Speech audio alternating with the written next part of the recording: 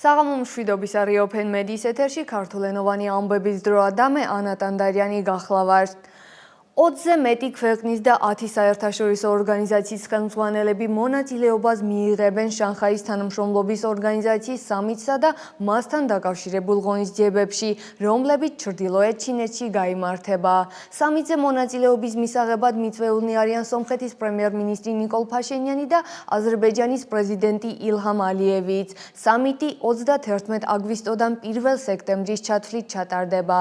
წევრი სახელმწიფოების მეთაურთა საბჭოს სხდომას ჩინეთის ლიდერი უხელმძღვანელებს. ჩინეთის საგარეო საქმეთა სამინისტროს ინფორმაციით, პრეზიდენტი სამიტის მონაწილეებს ოფიციალურ სადილზე უმასპინძლებს და მათთან ორმხრივ შეხვედრებსაც გამართავს. შეგახსენებთ, რომ მიმდინარე წლის ივლისში სომხეთის რესპუბლიკის საგარეო საქმეთა სამინისტრომ განაცხადა, რომ სომხეთი, რომელიც ეთანხმება შანხაის თანამშრომლობის ორგანიზაციის ფუნდამენტურ პრინციპებს, ამ სტრუქტურას წევრობის სურვილი გამოთქვამს. ამჟამად სომხეთს პარტნიორის სტატუსი აქვს. პრემიერ-მინისტრ ნიკოლ ფაშინიანის ხელმძღვანელობით გამართულ მმართველი ფრაქციის სამოქალაქო ხელშეკრულების სხდომაზე გადაწყდა, რომ რიგგარეშე საპარლამენტო არჩევნები არ ჩატარდება და ქვეყანა მომავალ ზაფხულს დაგეგმილ მორიგ არჩევნებს დაელოდება. ამის შესახებ სხდომის შემდეგ სამოქალაქო ხელშეკრულების გამგეობის თავმჯდომარის მოადგილემ გევორგ პაპოიანმა განაცხადა. მისი თქმით, ხალხმა პოლიტიკურ ძალებს 5 წლიანი მანდატი მისცა, ამიტომ მათ მუშაობა ვადის ამოწურვამ უნდა გააგრძელონ. პაპოიანმა აღნიშნა, რომ მიუხედავად იმისა, რომ რიგგარეშე არჩევნების ჩატარების შესახებ სხვადასხვა მოსაზრება არსებობს, რაზეც პრემიერ-მინისტრმა ისაუბრა, მმართველი გუნდი მიიჩნევს, რომ ამისთვის წარმოდგენილი დასაბუთებები არასაკმარისია.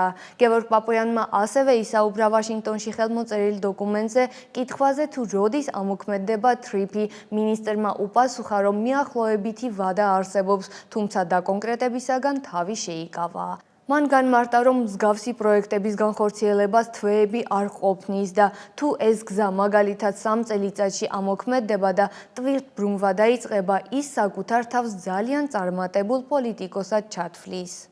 სომხეთის უშიშროების საბჭოს მდივანმა არმენ გრიგორიანმა აზერბაიჯანთან ურთიერთობების ნორმალიზების შესახებ ვაშინგტონში მიღწეული შეთანხმებები განიხილა, როგორც რუს კოლეგასთან სერგეი შოიგუსთან სატელეფონო საუბრისას, ასევე სომხეთში შეერთებული შტატების ელჩთან კრისტინა კვინთან შეხვედრისას. ინფორმაციის თანახმად გრიგორიანმა ასევე ისაუბრა რეგიონში საკომუნიკაციო გზების გამბოლქვასა და მის შედეგად შექმნილ ეკონომიკურ შესაძლებლობებზე და ხაზი გაუსვა მათ მნიშვნელობას ყველა ქვეყნის ინტერესების თვალსაზრისით. იუწყებიან, რომ რუსეთის ფედერაციის უშიშროების საბჭოს მდივანმა სერგეი შოიგუმ თავის მხრივ წარადგინა ალასკაზე გამართული რუსეთის ფედერაციისა და შეერთებული შტატების პრეზიდენტების შეხვედრის შედეგები და შემდგომი მიმდინარეობა. სომხეთის უშიშროების საბჭოს აპარატის ცნობით, გრიგორიანმა შეერთებული შტატების ელჩთან შეხვედრისას ხაზგასმით აღნიშნა, რომ გზების გამბოლკვა მოხდება ქვეყნის ტერიტორიული მთლიანობის სუვერენიტეტის, იურისდიქციის და ორმხრივობის პრინციპების სრული პატივისცემის ფარგლებში. მათ კმაყოფილებით აღნიშნეს ვაშინგტონში სომხეთსა და აზერბაიჯანს შორის ურთიერთობების ნორმალიზების პროცესში მიღწეული შეთანხმებები. ერევანში ირანის პრეზიდენტმა მასუდ ფეზეშქიანმა ჩრდილოეთ სამხრეთის მაგისტრალის მნიშვნელობისა და მისი გარშემო სავაჭრო ეკონომიკური პროექტების შემუშავების აუცილებლობის შესახებ ისაუბრა. სომხეთთან ურთიერთობებში საყურადღებო განვითარება 2020 წლის ომის დროს და მის შემდეგ დაფიქსირდა.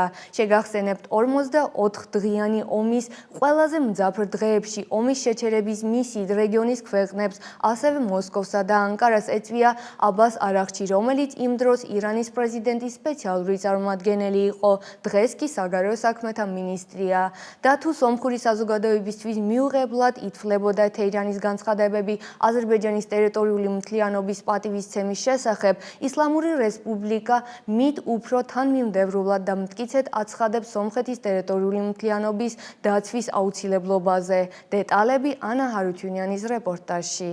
თეირანი მუდამ იყო ქვეყნების ტერიტორიული მთლიანობის პრინციპის დამცველი. კერძოდ, 44 დღიანი ომის დღეებში ჩვენ სამხრეთ მეზობელს თავისი ჩრდილოეთ საზღვრების უსაფრთხოებასთან დაკავშირებით შეშფოთება ჰქონდა. Արցախյան հակամարտության վերաբերյալ Իրանի պաշտոնական კონფლიქტთან დაკავშირებით ირანის ოფიციალური პოზიცია ყოველთვის იყო ის, რომ ირანი მხარს უჭერს ქვეყნების ტერიტორიულ მთლიანობას. ამ პრინციპზე ხაზგასასმელად ირანს როგორც შიდა მიზეზები აქვს, ასევე ეს მისი საგარეო პოლიტიკის მთავარი ხაზია როგორც პალესტინის, ისე სხვა კონფლიქტების მიმართულებით და არასდროს ყოფილა საიდუმლო, რომ ირანი ამ კუთხით აზერბაიჯანის რესპუბლიკის ტერიტორიულ მთლიანობას უჭერს მხარს. ირანზე საუბრისას ჩვენ ხშირად მისი გადაწყვეტილებების მიღების მექანიზმებს ჩვენი ქვეყნის ან ცნებილი მაგალითების პრიზმით განვიხილავთ. ირანის ტანი მარგარიანის თქმით, აუცილებელია ირანის ისლამური რესპუბლიკის სახელმწიფო სტრუქტურის თავისებურებების გათვალისწინება. առաջին հերթին իհարկե այն իսլամական პირველ რიგში, რა თქმა უნდა, ის ისლამური რესპუბლიკაა, მაგრამ ასევე სახელმწიფო სტრუქტურა ისეთია, რომ არსებობს მრავალი ძალაუფლების ცენტრი, ინდივიდები და ასევე საექსპერტო ცენტრები, რომლებიც გავლენას ახდენენ ერთიანი საერთო პოზიციის ფორმირებაზე. და ეს მოჩვენებითი წინააღმდეგობები, რომელსაც ჩვენ ვხედავთ, სინამდვილეში რთულ სისტემაში კონსენსუსის გზით ერთიანი პოზიციის ჩამოყალიბების პროცესებია. მასუდ პეზეშკიანის ვიზიტს სომხეთში დიდი მნიშვნელობა ჰქონდა არა მხოლოდ სომხურ-ირანული, არამედ რეგიონული და არარეგიონული თვალსაზრისითაც. დიპლომატ გრიგორ არაქელიანის თქმით, 8 აგვისტოს შეხვედრის შემდეგ ირანი აუცილებლად უნდა დარწმუნებულიყო, რომ ვაშინგტონში მიღწეული შეთანხმება ზიანს არ მიაყენებდა და საფრთხეს არ შეუქმნიდა მის უსაფრთხოებას. მისივე თქმით, პეზეშკიანის ვიზიტი უფრო ადრე უნდა შემდგარიყო ის 12 დღიანმა ომმა გადადო. ირანი որպես კრემაპეტაკან երկիր ირანმა როგორც თეოკრატიულმა მუსლიმურმა ქვეყანამ თელმსოფლიოს უნდა დაუმტკიცოს, რომ დიდ მნიშვნელობას ანიჭებს ცივილიზაციათა დიალოგს. ხოლო სომხეთთან ეს დიალოგი, როგორც სხვადასხვა ცივილიზაციის მატარებლებთან, ძალიან ხელშესახები და შესამჩნევია. ირანში ორი ურთიერთგამომრიცხავი მოსაზლება გაჟღერდა. მაგალითად, პეზეშკიანის განცხადებები იმის შესახებ, რომ ეს გზა მნიშვნელოვანი სატრანსპორტო გზაჯვარედინია, რამდენადაც არ უნდა ეწინააღმდეგებოდეს ამ მიდგომას ხელისუფლების რელიგიური ფრთა. ირანის ერთ-ერთმა ყოფილმა საგარეო საქმეთა მინისტრმა, ზარიფმაც კი, რომელსაც დიდი როლი და გავლენა აქვს ამჟამინდელ მთავრობაში და მისი მოსაზრებები ძალიან სწრაფად აღწევს ადრესატამდე, მანაც კმაყოფილებით ისაუბრა ამ გზაზე, რომ მისგან სარგებელს ყველა გამონაკლისის გარეშე მიიღებს. ირანიც, თურქეთიც, რუსეთიც და საქართველოც. ირანში უფრო მკაცრი განცხადებებიც გაკეთდა, მაგალითად უზენაესი ლიდერის მრჩეველი საგარეო ურთიერთობების საკითხებში ალი აქბარ ველაიათი გაცილებით მკაცრად გამოეხმაურა გზის საკითხს და სავარაუდო საფრთხეებზე მიუთითა. ექსპერტების თქმით, ირანული მხარე პრაქტიკულ მტკიცებულებებს ელოდება. հայտարարությունների եւ հատկապես կարելի է հղում განცხადებების თანახმად და განსაკუთრებით შეგვიძლია მიუთითოთ ფეზეშკიანის ტვიტერზე გამოქვეყნებულ პოსტზე შეხვედრების შემდეგ, ეს შეშფოთება ჯერ კიდევ სრულად არ არის გაფანტული. ის აღინიშნავს, რომ შეშფოთება მომავალში სრულად უნდა გაიფანტოს. ამ კუთხით ფიქრობ, ირანულ მხარესთან სამუშაო ჯერ კიდევ არის. თეირანის მისწრაფებაა სომხეთთან თანამშრომლობის გაღრმავება, როგორც რეგიონული სტაბილურობის ფაქტორთან. ირანის შიდა წინააღმდეგობები და უსაფრთხოებასთან დაკავშირებული შეშფოთება უწყვეტი დიპლომატიური ძალისხმევის აუცილებლობაზე მიუთითებს. ექსპერტები აღნიშნავენ, რომ ირანი თავისი ინტერესების დასაცავად თანმიმდევრული იქნება კონკრეტული გარანტიების მუღების საქმეში. თურქეთში ყარსი ნახიჩევანის მიმართულებით სარკინიგზო ხაზის მშენებლობა დაიწყო. თურქეთის ტრანსპორტისა და ინფრასტრუქტურის მინისტრმა საძირკვლის ჩაკვლის ცერემონიაზე განაცხადა, რომ ყარსი იღდირი დილუჯუს სარკინიგზო ხაზის მშენებლობა მისი სიტყვებით ზანგეზურის დერეფნის განხორციელებისაკენ გადადგმული ერთ-ერთი ყველაზე კონკრეტული ნაბიჯია. მინისტრის შეფასებით პროექტი მნიშვნელოვანია არა მხოლოდ თურქეთისათვის, არამედ მთელი სამხრეთ კავკასიისა და ევრაზიისთვის. მისივე რწმენით ეგრეთ წოდებული ზანგეზურის დერეფანი გააძლიერებს ეკონომიკურ თანამშრომლობას თურქეთს, აზერბაიჯანსა და სომხეთს შორის და ხელს შეუწყობს რეგიონულ მშვიდობას. ურალოღლუს თქმით, შუა დერეფნის მონაწილე ქვეყნებისათვის საერთაშორისო ვაჭრობის ოქროს ხანა იწყება. 224 კილომეტრიანი სარკინიგზო ხაზი თურქეთს აზერბაიჯანთან დააკავშირებს, ნახიჩევანს კი აზერბაიჯანის დანარჩენ რეგიონებთან. მისი ექსპლუატაციაში გაშვება 2029 წელს იგეგმება. თურქი მინისტრმა აღნიშნა, რომ ეს გზა მნიშვნელოვნად გაზრდის ტვირთის გადაზიდვის ეფექტიანობას პეკინიდან ლონდონამდე. თურქეთის ერთ-ერთ უმსხვილეს ჰოლდინგ აზერბაიჯანულ სოკართან ერთად ბურგაში მდებარე ლუკოილის ნავთგადამუშავებული ქარხნის ყიდვა სურს. 44 დღიანი ომისა და 2023 წელს არცახში განხორციელებული ეთნიკური წმენდის შემდეგ ალიევმა ამგვარად ახალი მიზანი დაისახა. შევიდეს ნავთობისა და გაზის გიგანტურ საერთაშორისო კლუბში და გავლენიანი გახდეს მსოფლიო ენერგეტიკულ ბაზარზე. ჩემი კოლეგა ანი ჰოვანისიანი შეეცადა გაერკვია, არსებობს თუ არა იმის ალბათობა, რომ თურქულ-აზერბაიჯანული ენერგეტიკული მარშრუტები ჩვენს ქვეყანაზე გამავალი გზით ისარგებლებენ. აზერბაიჯანული სახელმწიფო კომპანია ზოკარი თურქულ ჯენგიზ ჰოლდინგთან ერთად კონსორციუმს ქმნის, რათა ბულგარეთში მდებარე ლუკოილის ნავთობგადამამუშავებელი ქარხნის შესყიდვაზე მოლაპარაკებები აწარმოოს. 44 დღიანი ომისა და 2023 წელს არცახში განხორციელებული ეთნიკური წმენდის შემდეგ ალიევმა ამგვარად ახალი მიზანი დაისახა. შევიდეს ნავთობისა და გაზის გიგანტების საერთაშორისო კლუბში და გავლენიანი გახდეს მსოფლიო ენერგეტიკულ ბაზარზე.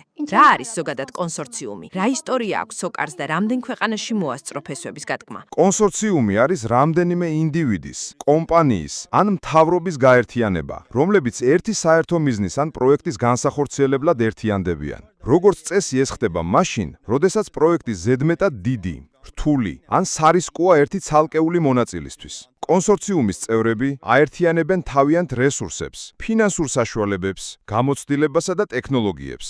აზერბაიჯანის სახელმწიფო ნავთობკომპანია ანუ სოკარი 1992 წელს პრეზიდენტ აბულფას ელჩიბეის ბრძანებულებით დაარსდა. 1994 წლის სექტემბერში სოკარმა უმსხვილესი საერთაშორისო ნავთობკომპანიების კონსორციუმთან ერთად ხელი მოაწერა საუკუნის კონტრაქტს აზერი ჩირაგ გუნაშლის ანუ ACG-ს ნავთობის საბადოს ერთობლივი დამუშავების შესახებ. ამ ხელშეკრულებით დაიწყო საერთაშორისო მილსადენების პროექტების განხორციელება, რომლებმაც აზერბაიჯანის ნავთობისა და გაზის მსოფლიო ბაზარზე ექსპორტის საშუალება მისცა რუსეთისა და სომხეთის გვერდისავლით. ქვეყანა დღეში დაახლოებით 800,000 ბარელ ნავთობს მოიპოვებს. ზოგიერთი გათვლით აზერბაიჯანული ნავთობის მარაგებს 25-30 წლის სიცოცხლე დარჩა. სოკარის მრავალშრიანი სტრუქტურა ფაქტობრივად მას კონსორციუმის მსგავს გაერთიანებად აქცევს, რომელშიც არაერთი ორგანიზაცია, კომპანია და მთავრობაა ჩართული. მსოფლიოში რამდენიმე მსხვილი კონსორციუმი არსებობს, რომლებიც გავლენიანი ევროპული ქვეყნების ბიზნეს პროექტებს აერთიანებენ. სოკარის თითქმის ყველა პროექტში ჩართულია დიდი ბრიტანეთი, ამ შემთხვევაში British Petroleum-ის სახით, რომელმაც ამ პროექტში 10 მილიარდი დოლარის ინვესტიცია განახორციელა. გაზის ექსპორტს სოკარი ძირითადად სამხრეთის გაზის დერეფნით ახორციელებს, რომელიც აზერბაიჯანიდან იწყება და ევროპულ ქვეყნებამდე აღწევს. ამ გზით აზერბაიჯანი გასაწვდის თურქეთს, იტალიას, საფებზნეთს, საქართველოს, ბულგარეთს, რუმინეთს, უნგრეთსა და გერმანიას. სხვათა შორის იტალია ევროკავშირის წევრების შორის აზერბაიჯანული გაზის უმსხვილესი მომხმარებელია. სოკარს ეკუთვნის ასევე ქართული ყულევის ნავთობტერმინალი, ხოლო შვეიცარიაში, რუმინეთში და უკრაინაში კომპანიას საწვავის საცალო გაყიდვების ქსელები, ბენზინგასამართი და გაზგასამართი სადგურები აქვს. სოკარი ორი კომპანიისგან შედგება. სოკარის ნავთობისა და გაზის საერთაშორისო ჰოლდინგი Sokar Oil and Gas International Holding Limited და Sokar Trading Holding Limited. ორივე კომპანიის თითქმის ყველა მაღალჩინოსანი დაკავშირებულია სკანდალურ გამოძიებასთან, რომელიც ამ ხელს ოფშოურ ზონებში, ბრიტანეთის ვირჯინის კუნძულებზე, პანამასა და სხვა ადგილებზე არსებულ კომპანიებსა და მათ ბნელ ფინანსურ გარიგებებს. Washington Post-ი წერდა, რომ ილჰამ ალიევის იმ დროისთვის არასრულწლოვანმა ვაჟმა ჰეიდარმა დუბაიში 9 მდიდრანი ვილა იძინა, რომლების საერთო ღირებულება 44 მილიონი დოლარი იყო. ალიევის ქალიშვილებსაც აქვთ საკუთრება დუბაიში და საერთო ჯამში მხოლოდ ალიევის შვილების ქონება 75 მილიონ დოლარად არის შეფასებული. Sokar Trading Holding Limited-ი მალტაშია დარეგისტრირებული. Reuters-ი, Guardian-ი და Politico კომპანიას მალტელი ჟურნალისტ გამომძიებლის დაფნე კარუანა გალიციას მკვლელობას უკავშირებენ. ის იძიებდა თუ როგორ ხდებოდა აზერბაიჯანული ნავთობდოლარები მალტაზე და სხვა ნამიშით აღწევდა პანამასა და ვირჯინის კუნძულების ოფშოურ ზონებს. გალიციას მკვლელობა არა უკვე გამოქვეყნებული ინფორმაციის გამო, არამედ ხელთ არსებული ახალი დოკუმენტების გამო მოხდა. სხვადასხვა ჟურნალისტური გამოძიების ძირითადად OCCRP-ის მიერ გამოქვეყნებული Pandora's Papers-ის და Paradise Papers-ის მონაცემებით, ალიევის ოჯახი ოფშოურ ზონებში რეგისტრირებული კომპანიების მეშვეობით სოკართან დაკავშირებულ მსხვილ გარიგებებში მონაწილეობდა. სოკარის შემოსავლები წლიურად 10 მილიარდ დოლარს შეადგენს. 2025 წელსაც ფიჩი დაახლოებით 46 მილიარდი დოლარის ბრუნვას პროგნოზირებს, ხოლო ალიევების კონტროლი უზრუნველყოფს, რომ ამ თანხების მნიშვნელოვანი ნაწილი პირდაპირ თუ ირიბად ოჯახის ინტერესებს მოემსახურებოდეს. ხოლო შესაძლებელია თუ არა, რომ აზერბაიჯანული სახელმწიფო კომპანია სოკარი, რომელიც თურქულ ჯენგიზ ჰოლდინგთან ერთად კონსორციუმს ქმნის, სცადოს ლუკოილის ნავთობგადამამუშავებელი ქარხნის შესყიდვა და ასევე განახორციელოს ინვესტიციები სიუნიქზე გამავლის გზის მახევარ ინფრასტრუქტურაში, რითაც მონაწილეობა მიიღოს სომხეთზე გამავალი ენერგომატარებლების ტრანზიტში?